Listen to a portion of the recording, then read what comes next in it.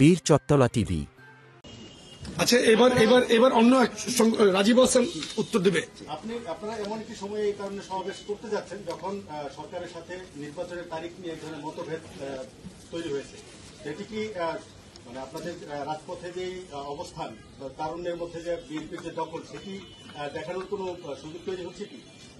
না, বিষয়টি আপনারা আমরা যে কাগজটি আপনার লিখিত বক্তব্যটি আপনাদেরকে দেখুন, তারুণ্যকে প্রাধান্য দিয়ে আমরা সামনে পথ চলতে চাই এবং আমাদের প্রথম যে কর্মসূচিটি সেমিনারটি, সেই সেমিনারটিতে কিন্তু সকল পেশা, সকল শিক্ষা প্রতিষ্ঠানের সকল মতের মানুষকে আমরা ঐক্যবদ্ধ করব।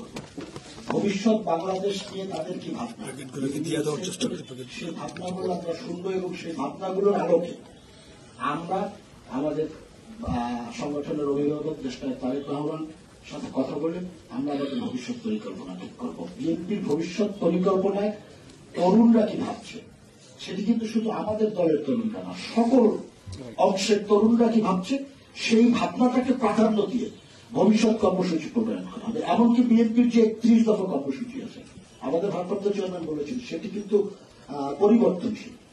যদি তরুণরা নতুন কোন আইডিয়া আমাদের মাধ্যমে ওনাকে দেয়, সেই জিনিসটিও কিন্তু আমরা নিশ্চয়ই বিবেচনায় রাখবো। আর আপনি যেটি বলেছেন, তরুণদের অংশগ্রহণ জাতীয়তাবাদী শক্তির পক্ষে সবসময় ছিল। যখন মিছিল মিটিং এর কোন অনুমতি ছিল না, তখনও কিন্তু এই তরুণদের সমাবেশ হয়েছে, আপনারা আমাদের সাথে ছিলেন এবং সেই সমাবেশগুলোতে মানুষের উপচে পড়া সমর্থন, গণতন্ত্রের পক্ষে আপনারা দেখেছেন, তরুণদের সে সমর্থন। আজকেও কিন্তু সেই গণতন্ত্রের আকাঙ্ক্ষা মানুষের মন থেকে মুছে যায়নি। আমরা মানুষের পক্ষে আছি। তরুণরা যা ভাবছে সেই ভাবনাকে প্রাধান্য দিয়েই বাংলাদেশ জাতীয়তাবাদী দলের 3 অঙ্গ সংগঠন তথা বাংলাদেশ জাতীয়তাবাদী দল এবং আমাদের ভারপ্রাপ্ত চেয়ারম্যান জনাব তারেক রহমান তরুণদেরকে প্রাধান্য দিয়ে ভবিষ্যৎ কর্মসূচি এবং ভবিষ্যৎ বাংলাদেশ নির্মাণ করবেন। আপনাদের সকলকে ধন্যবাদ।